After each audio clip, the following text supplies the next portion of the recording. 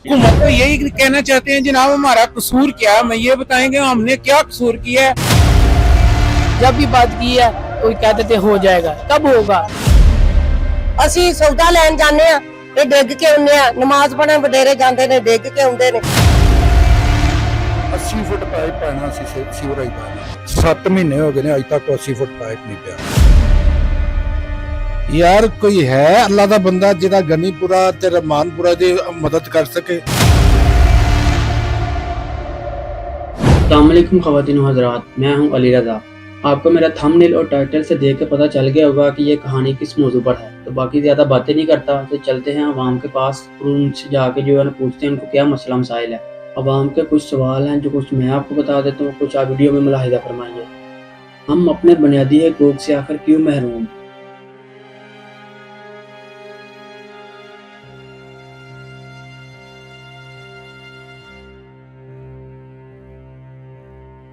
जनाब कुछ ना पूछे, हमारी नमाजी जो है 50 में से 10% भी नहीं रहे। लोग घरों में परेशान हैं इस गंदे पानी की वजह से। हमारे छोटे छोटे बच्चे जो इतने परेशान हो रहे हैं, इतने बीमार हो रहे हैं, इतना मच्छर ये देखे ना, इतना काम खराब हुआ है हमारा, इतना कोई साहब। हुकूमत को यही कहना चाहते हैं जनाब हमारा कसूर क्या है, मैं ये बताएंगे हमने क्या कसूर किया है। तकरीबन 4 माह हो गए हम इस गंदे पानी में गुजारा कर रहे हैं।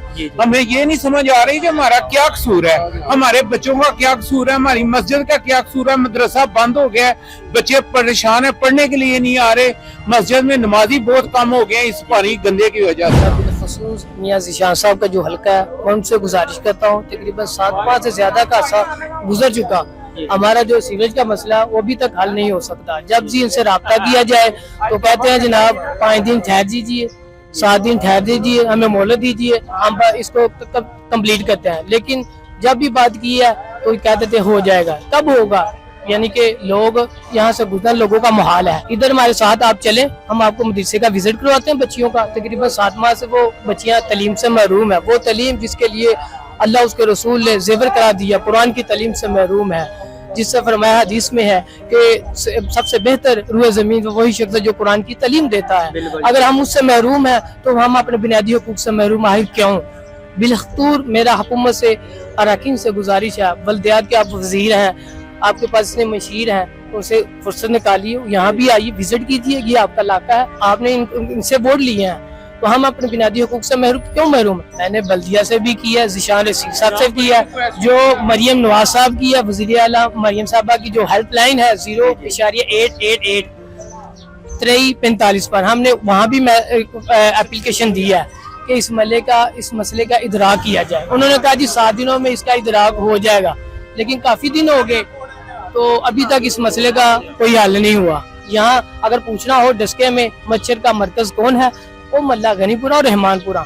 यहाँ फ्री कॉस्ट मच्छर किसी को चाहिए सपोर्ट करने के लिए वो यहाँ से आए, वो ले जाए। शुक्रिया। इधर रास्ता बहुत खराब है। ये गला जो पहले इलेक्शन से पहले ज़िशान रफीक साहब आए थे, नशीन इफ्तार साहब आई थी, वो क्या वादा किया हुआ उनको कि गला बना कर देंगे, लेकिन अब इधर 6 माह हो गया पानी खड़ा हुआ है, कोई इधर पूछने वाला नहीं आया कि पानी निकला है या नहीं निकला है। लेकिन गला भी सारा टूट फूट का शिकार है। आपसे इत्मीनान है कि आप इस गले को बनवाएं, आपने वादा किया हुआ है, आप इधर मोहल्ले से मेंबर मुंतखब हुए हैं, लेकिन आप कोई हमारी सुनवाई नहीं कर रहे। अब इसी मोहल्ले का इधर ही हमारा घर है, इधर ही हमारी दुकान है, इधर सारा कारोबार बंद है, सब लोग इधर से कोई रास्ता नहीं है गुजरने के लिए, लोग इधर गुजर ही नहीं सकते। यहाँ मदरसा है, ये इसी गले में बच्चियों का मदरसा है, इधर मतलब गले में जामिया मस्जिद है, नमाज नहीं पढ़ सकते, बच्चे स्कूल नहीं जा सकते, मदरसे में जाते। 3 माह से मदरसा बिल्कुल बंद है। ख़वातीन व हज़रात, ये मामला इतना सीरियस हो गया है तो मर्द अब ख़वातीन भी घर से बाहर निकलने पर मजबूर हो गई है। हमारी ख़वातीन इस बारे में क्या कहती हैं, ये तरह मुलाहिज़ा फरमाइए। मावा फिर कुटदियां वर्दियां पा के जलाबा सने भर के आ जांदे ने, फिर मावा कुटदे बच्चे की करन। ਇਹ ਵੇਖ ਲੋ ਗੰਦ ਦੇ ਵਿੱਚੋਂ ਕਿਵੇਂ ਲੱਗਿਆ ਜਾ ਬੱਚੇ ਮਸੀਤੇ ਨਹੀਂ ਜਾ ਸਕਦੇ, ਬਜ਼ੁਰਗ ਮਸੀਤੇ ਨਹੀਂ ਜਾ ਸਕਦੇ। ਆਂਦੀਆਂ ਸਨ ਕਿ ਈਦ ਤੋਂ ਪਹਿਲਾਂ ਤੁਹਾਡਾ ਪਾਣੀ ਨਿਕਲ ਜਾਏਗਾ, ਉਹ ਇੱਕ ਵਾਰੀ ਆ ਕੇ ਸਿਰਫ ਇੱਕ ਫੇਰਾ ਲਾ ਜਾਣ। ਅਸੀਂ ਸੌਦਾ ਲੈਣ ਜਾਂਦੇ ਆ ਤੇ ਡਿੱਗ ਕੇ ਆਉਂਦੇ ਆ, ਨਮਾਜ਼ ਪੜ੍ਹਨ ਵਡੇਰੇ ਜਾਂਦੇ ਨੇ ਡਿੱਗ ਕੇ ਆਉਂਦੇ ਨੇ।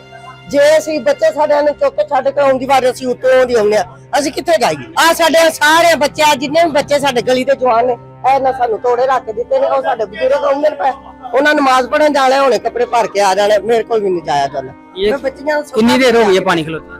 ਇਹ ਤਕਰੀਬਨ 7ਵਾਂ ਮਹੀਨਾ ਲੱਗ ਗਿਆ।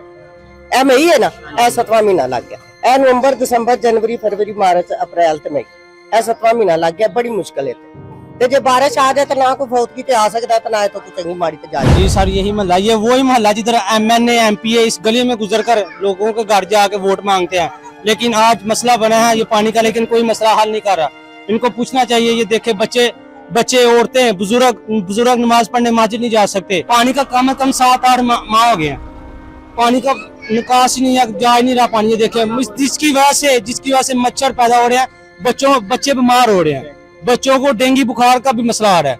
1979 ਦਾ ਮਹੱਲਾ ਹੈ, ਅੱਜ ਤੱਕ ਇੱਥੇ ਕੋਈ ਜਮਾਂਦਾਰ ਨਹੀਂ ਮਿਲਿਆ ਸਾਨੂੰ। ਖੁਦ ਆਪਣੀ ਮਦਦ ਆਪ ਦੇ ਤਹਿਤ ਲਿਆਉਣਾ ਹੈ, ਉਹਨੂੰ ਪੈਸੇ ਦੇਣੇ ਨੇ, ਉਹਨੇ ਸਫਾਈ ਕਰਨੀ ਹੈ। ਤੁਸੀਂ ਕਦੀ ਕਿਥੇ ਹਕੂਮਤੀ ਬੰਦੇ ਨਾਲ ਗੱਲ ਨਹੀਂ ਕੀਤੀ? ਬਿਲਕੁਲ ਕੀਤੀ ਹੈ।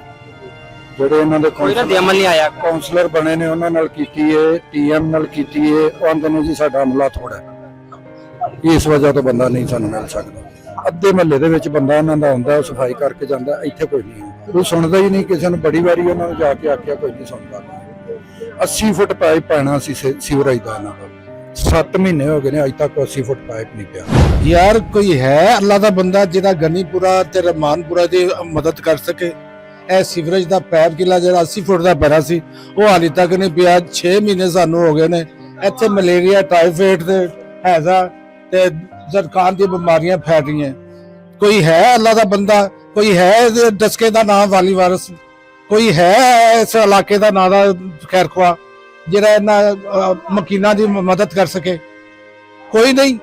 ਮੈਂ ਅੱਲਾਹ ਤਾਲਾ ਦੇ ਹਜ਼ੂਰ ਦਰਖਾਸਤ ਕਰਨਾ, ਇਹ ਜਿਹੜਾ 80 ਫੁੱਟ ਦਾ ਜਿਹੜਾ ਪੈਪ ਪੈ ਰਿਹਾ ਸੀ, ਉਹ ਹਾਲੇ ਤੱਕ ਨਹੀਂ ਪਿਆ। ਕੀ ਗੱਲ ਹੈ? ਇਹ ਨਾਂ ਦਾ ਹਕੂਮਤ ਐਡੀ ਗਰੀਬ ਹੋ ਗਈ ਹੈ, ਇਹ ਆਵਾਮ ਦੀ ਭਲਾਈ ਵਾਸਤੇ ਕੁਝ ਨਹੀਂ ਕਰ ਸਕਦੀ। ਇਹ ਨਾ ਤਾਂ ਬਿਮਾਰੀਆਂ ਨਾਲ ਮਰ ਜਾਣ। ਇਹ ਅਗਰ ਕੋਈ ਜਨਾਜ਼ਾ ਹੋ ਜਾਏ ਤਾਂ ਅਸੀਂ ਜਨਾਜ਼ਾ ਵੀ ਨਹੀਂ ਪੜ ਸਕਦੇ। ਕਿੱਥੋਂ ਚੁੱਕ ਕੇ ਖੜਾਂਗੇ?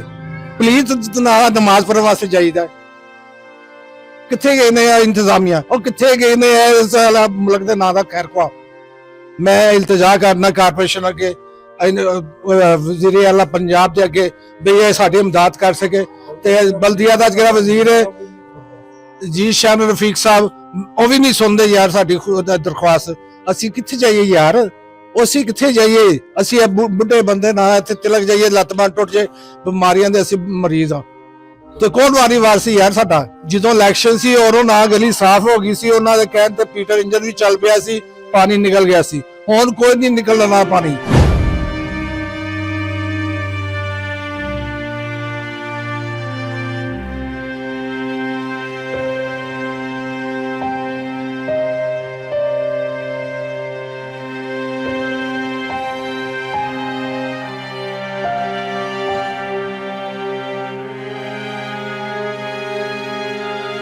बाकी आखिर में मैं हुकूमत से यही कहना चाहूँगा कि इनका मसला जल्द से जल्द हल किया जाए, ताकि ये अपनी ज़िंदगी सुकून से बसर कर सकें। आज की वीडियो सिर्फ इतनी ही। अभी दिए इजाज़त, मिलती है नेक्स्ट वीडियो में। ओके बाय, अल्लाह हाफिज़।